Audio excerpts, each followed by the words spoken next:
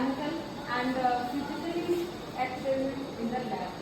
कोई भी हमने इक्विपमेंट इन तीनों फॉर्म में यूज किया है। मैंने केमिकल प्रोसेस किया है, एक्सपेरिमेंट किया या फिजिकल किया है या गैसेज किया है।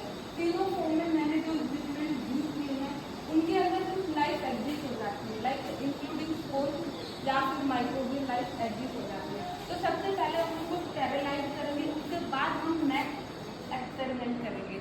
तो ऑटोक्लेव एक ऐसा इक्विपमेंट है जिसके अंदर हम कोई भी जो हमने यूज ऑब्जेक्ट किया है एक्सपेरिमेंट करने के लिए उसमें इसको स्टेरिलाइज कर सकते हैं। तो ऑटोक्लेव का सबसे पहले डिस्कवर किसने किया था? चार्ल्स चैम्बरलेन ने इन 1879।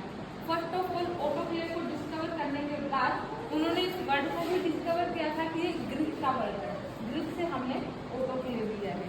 तो ऑटोक्लेव की प्रोसेस क्या होती है, ये किस प्रिंसिपल पे वर्क करता है? प्रेशर कुकर सबके घर में होगा, प्रेशर कुकर पे ये वर्क करता है कि ये क्या है? प्रेशर गेज है। गेज का जो है कंप्लीट, जिसको आप ढक्कन की फॉर्म में देख रहे हो, ये एक लिड है, इसको लिड बोलेंगे। ये इसके हैंडल होते हैं, ये कंप्लीट चैम्बर है और ये नीचे से इसके बाल उसके नहीं है क्योंकि ये सेमी ऑटोमेटिक इलेक्ट्रिकल है, इसलिए इसके यहाँ पे चैम्बर में होल नहीं है। आपके पास दो टाइप के ऑटोक्लेव होते हैं, एक वैक्यूम ऑटोक्लेव होता है और एक आपका हॉरिजॉन्टल होता है। हॉरिजॉन्टल आपके सामने प्रेजेंट है, जिसके अंदर आपको देखने को मिल रहा होगा कि ये इलेक्ट्रिकली आप उसको ऑपरेट कर सकते हो। ये सेमी ऑटोमेटिक है और इलेक्ट्रिकली ऑपरेट है। अब मैं आपको इसका वर्क बताती हूँ, इसका ये वर्क कैसे करेगा।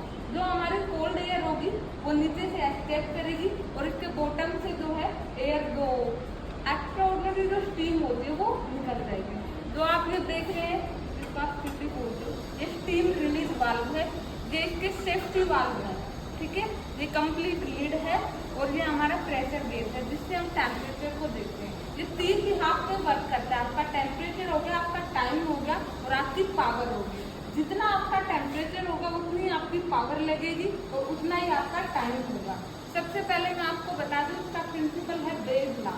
बेज लॉ के प्रिंसिपल पे ये वर्क करता है। अगर आप इस स्टीम को कांस्टेंट कर देते हो तो जो टेम्परेचर और प्रेशर है वो दोनों आपके डायरेक्टली प्रोपोर्शनल हो जाएंगे। मीन्स आप जितना इसमें टेम्परेचर डालोगे उतना ही आपका प्रेशर इंक्रीज हो जाएगा।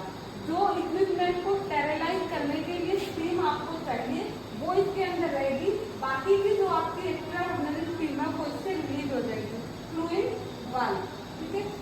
सेकंड, आपका जो वैक्यूम होता है वो वैक्यूम ऑटोक्लेव कैसा होगा, उसमें नेगेटिव डिस्प्लेसमेंट होता है कि आप उसको कैसे रिलीज कर पा रहे हो।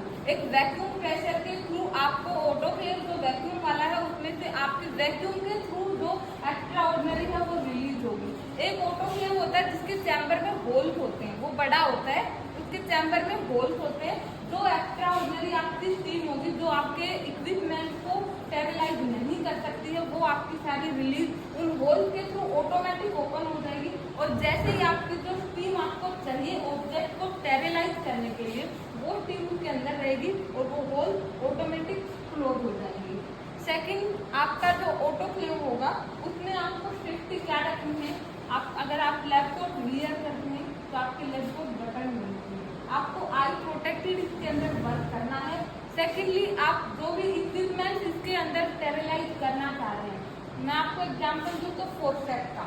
आप फोर्सेप्स को जब चेकिंग एक्सपेरिमेंट के लिए यूज करते हैं तो आप उसको कैसे ऑटोक्लेव करेंगे।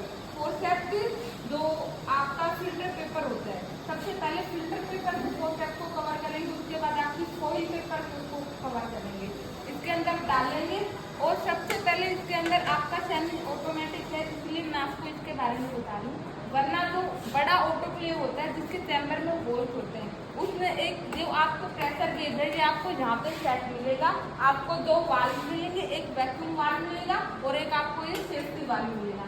जैसे ही आप टाइम सेट कर देते हो 5 मिनट का, आपने जो भी इक्विपमेंट उसके अंदर डाला है 5 मिनट में पहले आपको 3 मिनट में एक कट की आवाज आएगी, ठीक है, सेफ्टी वाल्व से। उस कट की आवाज आने के बाद आपको जो सेफ्टी वाल्व है उसको घुमाना है और उसकी जो भी एक्स्ट्रा ऑर्डिनरी स्टीम है वो रिलीज हो जाएगी।